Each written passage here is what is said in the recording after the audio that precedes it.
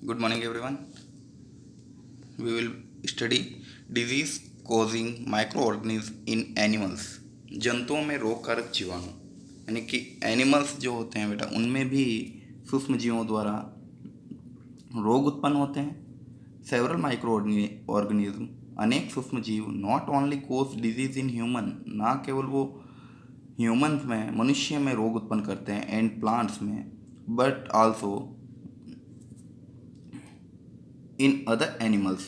वो मनुष्य और पौधों के साथ साथ अनेक जंतुओं को भी रोग ग्रसित करते हैं, उनमें भी रोग उत्पन्न करते हैं disease. For example, anthrax is dangerous human and kettles. जो एंथ्रेक्स बेटा जो डिजीज़ है ये बहुत ही डेंजर है, बहुत ही खतरनाक है ह्यूमन एंड कैटल के लिए. Disease caused by A bacterium. और ये रोग जो होता है एंथ्रेक्स रोग, एंथ्रेक्स डिजीज़ जो है ये बैक्टीरिया के द्वारा फैलता है. Foot and mouth disease of cattle is caused by A virus. और जो फूट एंड माउथ डिजीज़ होता है यानी कि जंतुओं के अंदर, मवेशियों के अंदर मुंह पका एंड खुर पका जो रोग होता है वो वायरस के द्वारा होता है. आपने अभी गाय गाय वगैरह में जंतुओं में देखा होगा कि इनके पैरों पर अलग सा ब्लड वगैरह निकलने लगता है, तो वो फूट का जो डिजीज़ है वो वायरस के द्वारा होता है. Robert Koch 1876 discovered the bacterium bacillus anthracis which causes anthrax disease. बेटा रॉबर्ट कोच जो है इन्होंने 1876 में खोज की थी एक ऐसे बैक्टीरिया की जिसका नाम था बैसिलस एंथ्रेसिस. ये बैसिलस एंथ्रेसिस जो बैक्टीरिया है एंथ्रेक्स डिजीज़ उत्पन्न करता है. एंथ्रेक्स जो है बहुत ही भयानक रोग है जो एनिमल्स एंड ह्यूमंस दोनों में ही पाया जाता है. Disease causing micro organism in plants. अब हम पढ़ेंगे ऐसे डिजीज़, ऐसे रोग जो सूक्ष्म जीव माइक्रो ऑर्गेनिज्म के द्वारा होता है प्लांट में, यानी कि पौधों में भी सूक्ष्म जीवों द्वारा रोग उत्पन्न होते हैं. आपने अभी तक पढ़ा कि मनुष्य में सूक्ष्म जीवों द्वारा रोग होते हैं, वो हानिकारक हैं. फिर हमने जंतुओं के बारे में भी पढ़ा. अब हम पढ़ेंगे प्लांट्स के बारे में कि प्लांट्स के अंदर भी माइक्रो ऑर्गेनिज्म द्वारा रोग उत्पन्न होते हैं, डिजीज उत्पन्न होते हैं. सेवरल माइक्रो ऑर्गेनिज्म अनेक माइक्रो ऑर्गेनिज्म जो होते हैं cause disease in plant like wheat, rice, potato, sugar cane, orange, apple and others.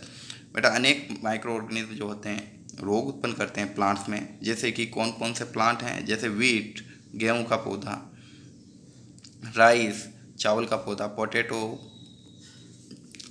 Sugar cane, orange, apple and other.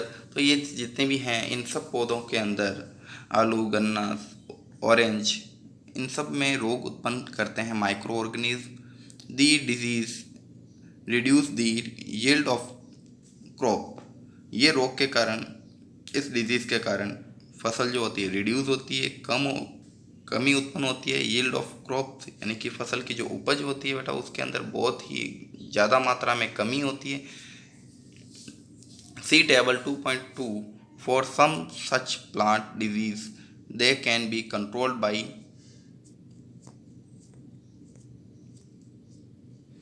use of certain chemical which kill the microorganism. मैंने आपके सारणी दे रखी है जिसमें कुछ सूक्ष्म जीवों के नाम दे रखे हैं, उनकी द्वारा फैलने वाली बीमारी और उनको कैसे रोका जा सकता है. ये some common plant disease caused by microorganism. कुछ प्लांट्स के रोग हैं जो माइक्रो ऑर्गेनिज्म द्वारा फैलते हैं. प्लांट डिजीज़ का नाम है बेटा सिट्रस कैंकर. तो फर्स्ट है आपके सिट्रस कैंकर यानी कि नींबू का कैंकर. तो सूक्ष्म जीव इसमें होता है बेटा बैक्टीरिया. ये बैक्टीरिया सूक्ष्म जीव होता है जिसका नाम होता है जेंथोमोनास. तो जेंथोमोनास बैक्टीरिया द्वारा सिट्रस कैंकर होता है. मोड ऑफ ट्रांसमिशन, इसका संचरण का तरीका होता है एयर, यानी कि हवा के द्वारा ये बैक्टीरिया स्वस्थ पौधों के ऊपर बैठता है और उसको रोग ग्रसित कर देता है, उसमें रोग उत्पन्न कर देता है. फिर नेक्स्ट है rust of wheat. Micro organism है बेटा कवक यानी कि फंगी. ये फंगी का नाम इसमें जो फंगी होती है, फंगी बहुत सारी होती हैं, बैक्टीरिया भी बहुत सारे होते हैं। तो सिट्रस कैंकर के अंदर, जो नींबू कैंकर है, इसके अंदर तो जेंथोमोनास बैक्टीरिया था। अब रस्ट ऑफ व्हीट, इसके अंदर जो फंगी है वो फंगी है पक्सीनिया ट्रिटिसिना, यानी कि गेहूं के अंदर जो रोग उत्पन्न होता है पक्सीनिया ट्रिटिसिना फंगी हैं उसके द्वारा होता है। मोड ऑफ ट्रांसमिशन, इसका ट्रांसमिशन बेटा एयर, हवा से भी हो सकता है, या जो पहले से ही जो सीड्स हैं, बीज हैं, उन वो पहले से ही रोग ग्रसित हैं, या उस पौधे को पक्सीनिया ट्रिटिसिना फंगी द्वारा डिजीज उत्पन्न हुआ था और उससे जो बीज बनेंगे वो बीज भी पक्सीनिया ट्रिटिसिना फंगी के द्वारा रोग ग्रसित हुए होंगे, और उससे जब कभी भी नेक्स्ट फसल उगाएंगे तो उसमें ये फंगी वापस उत्पन्न होगी। येलो वेन मोजे को भिंडी, ओकरा भी बोलते हैं जिसे, यानी कि भिंडी का पितरस, यानी कि भिंडी के जो पौधा होता है उसके अंदर जो लीफ होती है वो, उसकी सारी की सारी वैन्स होती है, वाहिनिकाएँ, वो सारी की सारी येलो कलर की हो जाती है, जिससे क्लोरोफिल रिड्यूस होने लगता है और पौधे के अंदर उपज कम करने की क्षमता होने लगती है, यानी कि फिर अच्छी फसल नहीं होती। ये वायरस जनित रोग है। और येलो विन मोज़ेको भिंडी के अंदर जो वायरस होता है उसका नाम है बेगोमो वायरस, और ये इंसेक्ट के द्वारा ट्रांसमिशन होता है, यानी कि कोई भी इंसेक्ट उसके ऊपर बैठेगी जो वायरस लेके आई है, उसके पैरों पर या उसके बॉडी के कहीं चिपका हुआ होगा वायरस, और दूसरे स्वस्थ पौधे पर बैठने पर हो सकता है कि उसके अगर डिजीज़ लगा हुआ है वायरस का तो नेक्स्ट पौधे को ये रोगग्रसित कर देगी। फूड पॉइजनिंग, इससे पहले आपको कुछ पिक दिखा देते हैं।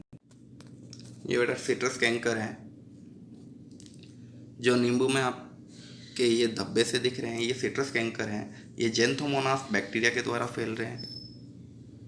फिर ये हैं आपके गेहूं की लीफ, यानी कि गेहूं के पौधे पर, इसके ऊपर जितने भी आपको ये स्पॉट्स दिख रहे हैं इसके अंदर ऐसे ऐसे, ये गेहूं में रस्ट है जो पक्सीनिया ट्रिटिसिना फंगी के द्वारा फैलती है। फिर ये भिंडी की लीफ है जिसके अंदर आपको वैन्स, इसकी जितनी भी ये वाहिनिकाएँ हैं वो आपको येलो कलर की दिख रही है, जबकि ये ग्रीन कलर की होनी चाहिए। तो ये बेगोमो वायरस के द्वारा ये इसकी लीफ होती है वो येलो हो जाती है, और इससे जो फ्रूट इसका जो लेडी फिंगर लगने वाली होती है वो कम लगती है और किसी उपयोग के भी नहीं होती। नेक्स्ट, फूड पॉइजनिंग, खाद्य विषाक्तता, यानी कि काफ़ी बार आपको पता है फूड पॉइजनिंग कैसे होता है। Boojho was invited by his friend to party and his variety of food stuff. Boojho अपने फ्रेंड के घर पर आमंत्रित किया पार्टी में बूजो को, फिर बूजो ने जो फूड स्टफ लिया, अलग अलग वेराइटी वहाँ पर व्यंजन अनेक प्रकार के खाए। On reaching home he started vomiting, फिर घर जाते ही उसने वॉमिटिंग की। Had to be taken to a hospital, फिर उसको हॉस्पिटल ले जाया गया। The doctor said that this condition could be due to food poisoning, doctor ने बताया कि उसको फूड पॉइजनिंग हो गई है। Food poisoning could be due to the consumption of food spoiled by some microorganism, जो सूक्ष्म जीव होते हैं उनके द्वारा, सूक्ष्म माइक्रो ऑर्गेनिज्म द्वारा भोजन को स्पॉइल किया जाता है, जिससे फूड जो होता है फूड पॉइजनस हो जाता है, यानी कि खाद्य विषाक्त हो जाता है। कुछ माइक्रो ऑर्गेनिज्म होते हैं जिसके द्वारा फूड जो है स्पॉइल्ड होने लगता है, संदूषित हो जाता है। Micro organism that grow on our food sometime produce toxic substance, तो माइक्रो ऑर्गेनिज्म बेटा सूक्ष्म जीव जो होते हैं वो अपने कुछ बार जो टॉक्सिक सब्सटेंस प्रोड्यूस करते हैं, उसी से टॉक्सिक सब्सटेंस से जो फूड होता है वो स्पॉइल्ड हो जाता है, गंदा हो जाता है, संदूषित हो जाता है। This make the food poisonous, और इससे भोजन जो होता है जहरीला हो जाता है, विषाक्त हो जाता है, कोजिंग सीरियस इलनेस, और उससे उस फूड को हम जब खाते हैं तो हम बीमार हो सकते हैं, यहाँ तक कि हमारी डेथ भी हो सकती है। So it is very important that we preserve food to prevent it from being spoiled. तो हमारे को संदूषित भोजन खाने से बचना चाहिए और हमें भोजन को सुरक्षित भी रखना चाहिए जिससे भोजन स्पॉइल्ड नहीं हो, उसके ऊपर माइक्रो ऑर्गेनिज्म ना बैठें। 2.5 फूड प्रिजर्वेशन, खाद्य परिरक्षण किस प्रकार किया जाता है। In chapter 1 we have learned about the method used to preserve and store food grain. तो हमने पहले पार्ट में पढ़ा है कि हम कैसे अनाज को प्रिजर्व कर सकते हैं, कैसे सुरक्षित रख सकते हैं। How do we preserve cook food at home, हम अपने घर पर कैसे प्रिजर्व रखें फूड को। प्रिजर्व यानी कि परिरक्षण, हम अपने भोजन की किस प्रकार रक्षा करें। You now that bread left unused under moist conditions is attached bye fungus. तो आपको ब्रेड को किसी खुले वातावरण में नम स्थान पर रखना, मॉइस्ट कंडीशन यानी कि नम स्थान पर रखना, अटैच्ड बाय फंगस, और उसके ऊपर खुले में नम स्थान पर रखने पर उसके ऊपर फंगस लग जाएगी, फंगस अटैक करेगी, आक्रमण कर देगी और उससे वो ब्रेड हैं जो ख़राब हो जाएगी। माइक्रो ऑर्गेनिज्म स्पॉइल्ड और फूड, माइक्रो ऑर्गेनिज्म जो सूक्ष्म जीव होते हैं हमारे भोजन को संदूषित कर देते हैं। स्पॉइल्ड यानी कि संदूषित यानी कि भोजन को ख़राब कर देते हैं। Spoiled food emits bad smell, spoiled food जो संदूषित भोजन होता है, इमिट्स यानी कि उत्सर्जन करना या फैलाना या निकालना। तो स्पॉइल्ड फूड है वो दुर्गंध निकालता है, bad smell, has a bad taste, और उसका टेस्ट भी बैड होने लगता है, गंदा टेस्ट होता है। चेंज्ड कलर, और माइक्रो ऑर्गेनिज्म जो होते हैं वो उसके कलर को भी चेंज कर देते हैं।